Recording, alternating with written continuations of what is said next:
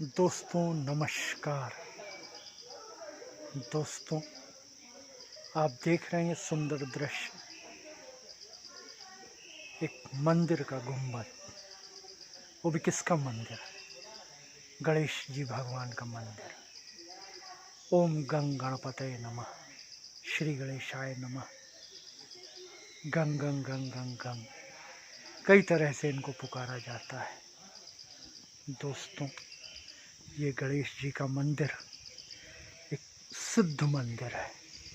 जी हाँ, एक ऐसा मंदिर जिसकी सुंदरता, जिसकी भव्यता, जिसकी पवित्रता का मैं क्या, बड़े बड़े संत महात्मा कोई भी व्याख्या नहीं कर सकते।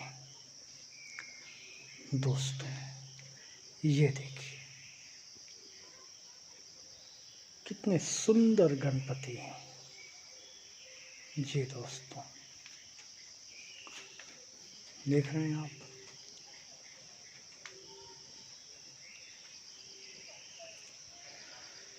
दोस्तों हमने गणेश जी का सुंदर दर्शन किया। अब हम एक बेहद महत्वपूर्ण जानकारी आपके लिए हमेशा की तरह से लेकर आए हैं, क्योंकि हमारा और हमारे चैनल का मुख्य उद्देश्य यही रहता है कि हम लोग हर वीडियो में आपको बहुत ही महत्वपूर्ण जानकारी दें, अच्छी जानकारी दें। दोस्तों ये सुंदर मनोरम दृश्य देख रहे हैं आप, लेकिन इसके साथ साथ हमें और भी बहुत कुछ देखना पड़ेगा। दोस्तों कल यानी कि 21 जून सन 2020 को एक बहुत बड़ी खगोलीय घटना घटने जा रही है। जी हाँ, बहुत बड़ा, विशाल और सही अर्थों में कहें तो भयानक सूर्य ग्रहण पड़ने जा रहा है। जी हाँ दोस्तों, इस ग्रहण की सबसे बड़ी जो चीज़ है वो ये है कि बहुत बड़ा ग्रहण है, बड़ी लंबी अवधि का ग्रहण है। वैसे तो अगर गौर करें आप तो ग्रहण शब्द ही अपने आप में बहुत ही डरावना होता है। आपने सुना भी होगा, आम जिंदगी में अगर किसी इंसान के ऊपर कोई संकट आ जाता है तो हम लोग अमूमन कहते हैं कि देखो इसके जीवन में ग्रहण लगा हुआ है, या पता नहीं राम जाने कौन सा ग्रहण लग गया है कि इसके जीवन में इतने संकट, इतने कष्ट हैं। दोस्तों ग्रहण हकीकत में तो कष्टकारी ही होता है, दुखदाई ही होता है, लेकिन इससे डरने की भी ज़रूरत नहीं है, इससे घबराने की भी ज़रूरत नहीं है। क्योंकि देखो दोस्तों, जो डर गया सो मर गया, ये जुमला आपने ज़रूर सुना होगा, और हमें पूरी उम्मीद है कि आपने ये भी जुमला सुना होगा कि हिम्मत है मर्द मद्द खुदा। यानी कि जो इंसान हिम्मती होता है, साहसी होता है, उत्साही होता है, उसकी ऊपर वाला खुद ब खुद उतर कर मदद करता है। दोस्तों ये जो सूर्य ग्रहण पड़ रहा है 21 जून सन 2020 यानी कि कल, ये बहुत ही भयानक है। दोस्तों भयानक ज़रूर है, लेकिन ऐसा भी नहीं है कि इससे डरा जाए। दोस्तों ये ग्रहण जो पड़ रहा है मृगशिरा नक्षत्र में है। मृगशिरा नक्षत्र में जब ये सूर्य ग्रहण पड़ रहा है तो मैं आपसे कैसे कहूँ, बहुत ही ज़्यादा ये खतरनाक है। क्योंकि हकीकत ये है कि मिथुन राशि में मृगशिरा नक्षत्र है। मृगशिरा नक्षत्र के मालिक मंगल हैं। मकर राशि में स्थित शनि की इन पर दृष्टि पड़ रही है। अब क्या कहूँ आपसे, ये बहुत ही ज़्यादा खतरनाक चीज़ है, बहुत ही मन को डरा रही है। क्योंकि इस स्थिति में बहुत ही प्रलयंकारी, बहुत ही भयंकर प्राकृतिक आपदा आने के योग हैं, जैसे कि भूकंप, सुनामी, और सच कहूँ तो युद्ध जैसी स्थिति। युद्ध दोस्तों कई तरह का होता है, एक युद्ध जो दिखता है और एक युद्ध जो अपरोक्ष रूप से होता है, जो दिखाई नहीं देता है। जैसे कि आजकल हम लोग महामारी के साथ युद्ध कर रहे हैं, यानी कोरोना से। हकीकत ये है कि ये बहुत ही ख़तरनाक है। आप न्यूज़ चैनल्स के माध्यम से देख रहे होंगे, लाखों लोग मर रहे हैं, कहीं एक्सीडेंट्स हो रहे हैं, कहीं बाढ़ आ रही है, कहीं कुछ हो रहा है, कहीं पे कुछ ऐसी चीज़ हो जा रही आग लगने की कि कहने क्या है। तो ये सब चीज़ें डरा रही हैं और ये इन चीज़ों का प्रबल योग है। दोस्तों, हमें इन्हीं सब से नहीं बल्कि बहुत सी चीज़ों से डरना है। ये भी हो सकता है कि हमारे देश का कोई बहुत बड़ा राजनेता हम खो दें, ये भी हो सकता है। देश की राजनीति में बहुत बड़ी उथल-पुथल हो, ये भी हो सकता है। महामारी बढ़ने के प्रबल योग हैं, यानी कि कोरोना जो अभी ही इतना ज़्यादा तांडव कर रहा है और भी ज़्यादा बढ़ जाए, और बढ़ ही रहा है अगर आप गौर करें तो।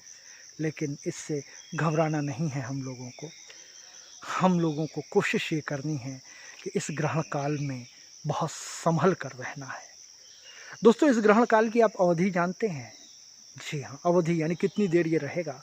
ये प्रातः 9:15 पर कल शुरू होगा, यानी संडे के दिन, और 3:04 पर दोपहर में समाप्त होगा। जी हाँ दोस्तों, यानी इस ग्रहण की पूर्ण अवधि हुई 5 घंटा 48 मिनट 3 सेकंड।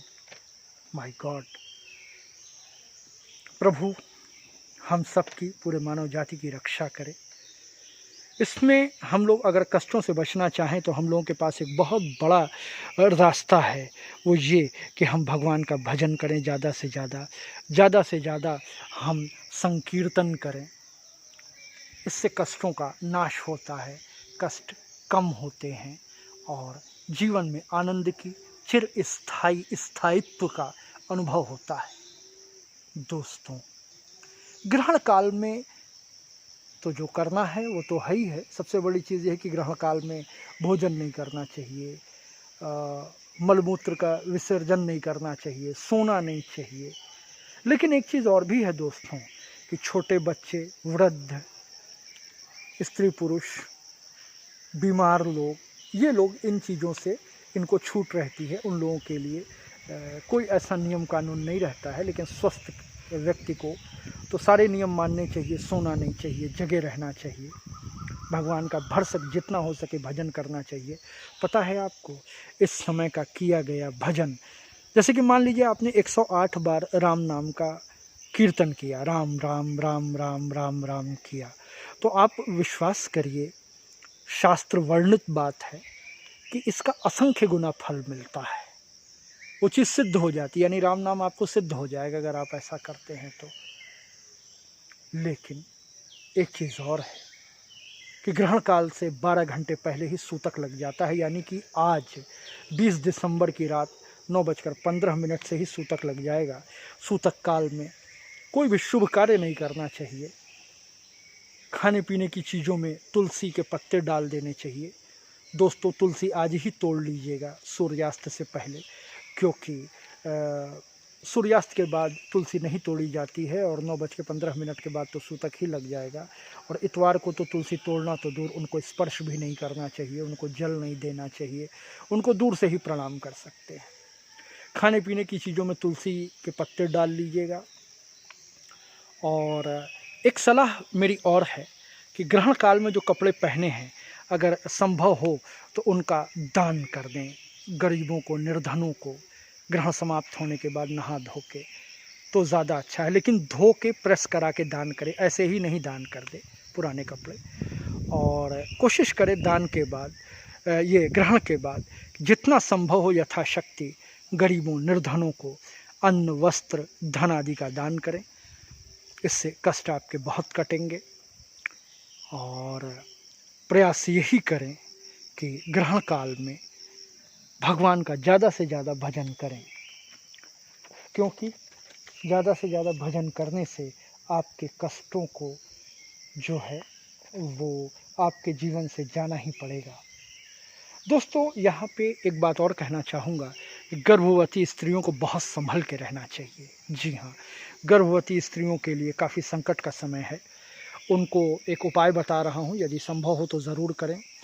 गोद में एक नारियल लेकर पूरे ग्रहण काल भर, यानी कि 9:15 से लेकर 3:04 तक बैठें, भगवान का संकीर्तन करें और उसके बाद उस नारियल को किसी भी बहते हुए जल में प्रवाहित कर दें या किसी मंदिर में रख दें ले जाके, बाहर ही, भगवान के ऊपर नहीं चढ़ाना है।